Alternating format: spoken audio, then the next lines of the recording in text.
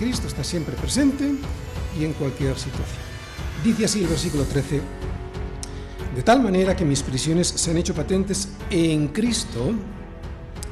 Fijaros, Cristo era conocido en todo el pretorio y a todos los demás. Pablo estaba esperando preso a ser juzgado y probablemente en este momento de que estaba escribiendo esta carta, esperando la sentencia. Lo sabemos porque al final del libro de los Hechos, Lucas nos cuenta que cuando llegaron a Roma, ellos, sabéis que estuvo preso en Jerusalén, luego en Cesarea, y de allí le llevaron, porque lo pidió, ir a Roma a ser escuchado por César, le llevaron con un soldado y a varios más. Y dice, cuando llegaron, Pablo y otros más, a Roma, el centurión, el que le estaba vigilando durante el viaje, entregó los presos al prefecto militar. Pero a Pablo se le permitió vivir aparte con un soldado que le custodiase.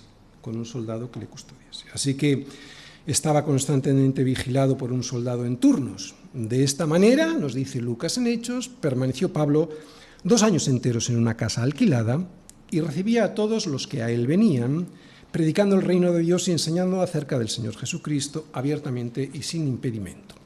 Esta era la situación de Pablo. Era una especie de prisión atenuada en la que, aunque estaba sin libertad, es cierto, se le permitía visitas. Y claro, este es el punto de la predicación de hoy y el punto que nos señala Pablo.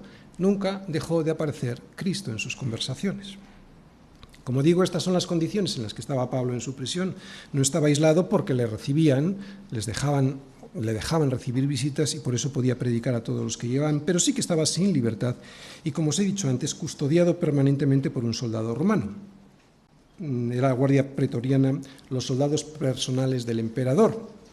Estos soldados se encargaban, entre otras cosas, de los presos que habían apelado a César, como era el caso de Pablo, para ser escuchados por él, por el emperador. Así que Pablo estuvo 2 años hablando de Cristo a una multitud de soldados de la élite romana, los cuales, no sabemos cuántos, pero probablemente muchos se convirtieron al Señor. Y lo podemos asegurar porque Pablo, al despedirse en esta carta a los filipenses, les dice: todos los santos os saludan, y especialmente los de la casa de César. Estos de la casa de César eran los del pretorio, aunque también se podría incluir a funcionarios y a otros empleados. Además, dice Pablo, no solo conocieron a Cristo los del pretorio, sino que además predicó a todos los demás. Los soldados que estaban encadenados a Pablo y todos los demás que al llegaban sabían que no estaba preso por atentar contra el imperio, sino que los judíos le habían acusado de predicar sobre Jesús como el Mesías, y este no era el problema, porque esto se lo permitían. Lo que les fastidiaba es que se lo predicaba no solo a los judíos, sino a los gentiles. Y como los judíos estaban encolerizados por esto, no querían que la salvación llegase fuera del pueblo de Israel, acusaron falsamente a Pablo y por eso ahora estaba preso. Así que esta acusación falsa la usó el Señor para llevar el Evangelio no solo a Roma, porque ya había llegado el Evangelio a Roma, sino incluso al seno de la casa de César. Pero, ¿cómo es posible que este tipo de personas, y ahora estoy pensando en los soldados, pudieran llegar a convertirse a Cristo? Bueno, sabemos que es el Espíritu Santo quien convierte el alma, no era ni Pablo ni ninguno de nosotros. Pero lo que nos enseña este versículo es que Pablo, al saber que era preso de Cristo, y quiero que prestéis atención, y esto es importante, porque no se fijaba en las circunstancias, sino en lo que estaba delante. Al saber que era preso de Cristo y no de los romanos, aprovechó el tiempo para presentar el Evangelio, o sea, para presentar a Cristo. O sea, olvida lo que tiene atrás, los motivos de su prisión, deja de estar llorando por las esquinas por este motivo y se extiende a lo que está delante. Y después se daba a los demás. Pero servir a los demás tiene un fin último e irrenunciable para todos nosotros: presentar a Cristo a todos los que podía, por eso tenía gozo. Así es un cristiano, o debe serlo, valiente como un atleta o como un soldado. Y solo a un pueblo que es así, valiente, Dios le concede la bendición de su gozo y de su paz. El gozo surge al hacer aquello para lo que fuimos creados. Otra vez, el gozo surge al hacer aquello para lo que fuimos creados.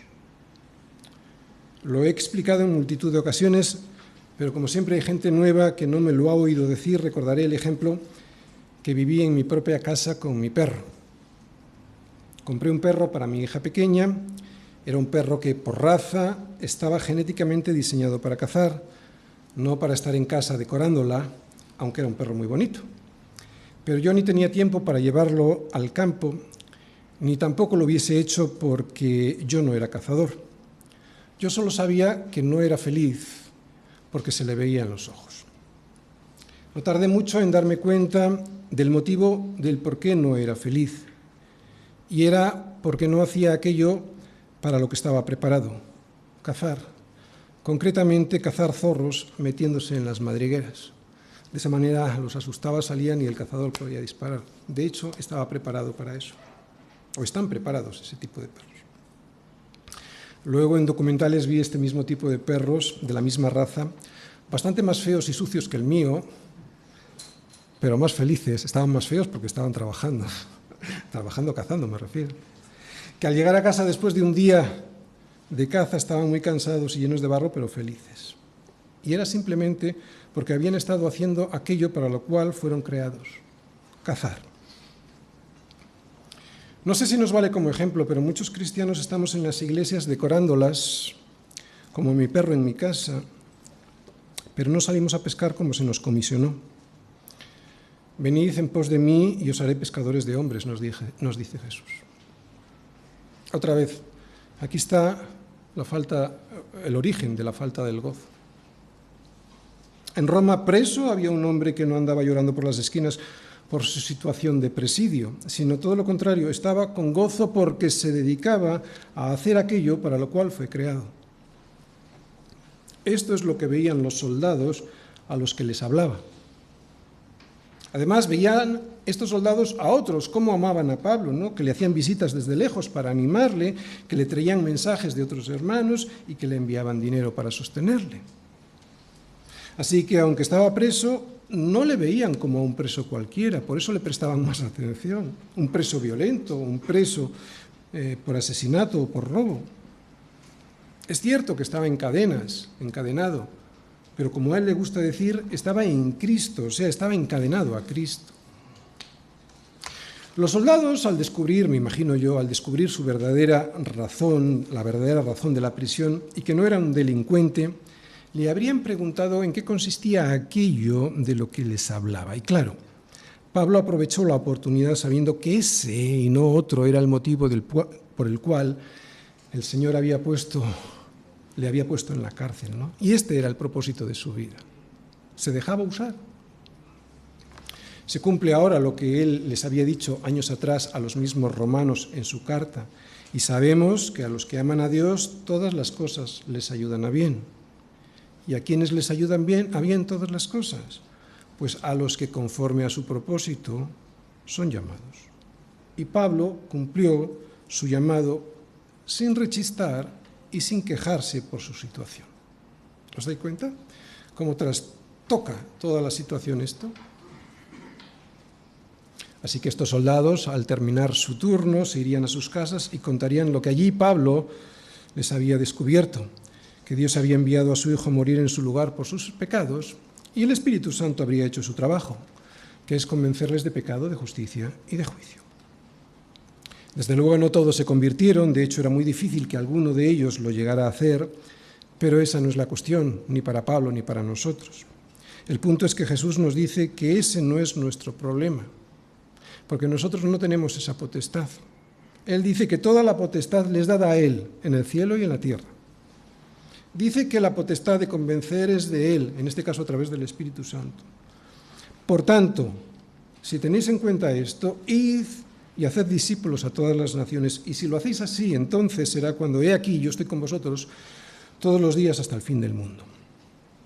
Pablo, pues, estaba experimentando esta potestad de Dios en su vida, la soberanía de aquel que usa cualquier situación, por mala que a nosotros nos parezca, para convertirla en buena para sus propósitos eternos. Atención, y es que es aquí donde tenemos problemas. porque la convierte en buena para sus propósitos eternos, no lo que nosotros consideramos que es bueno para nosotros.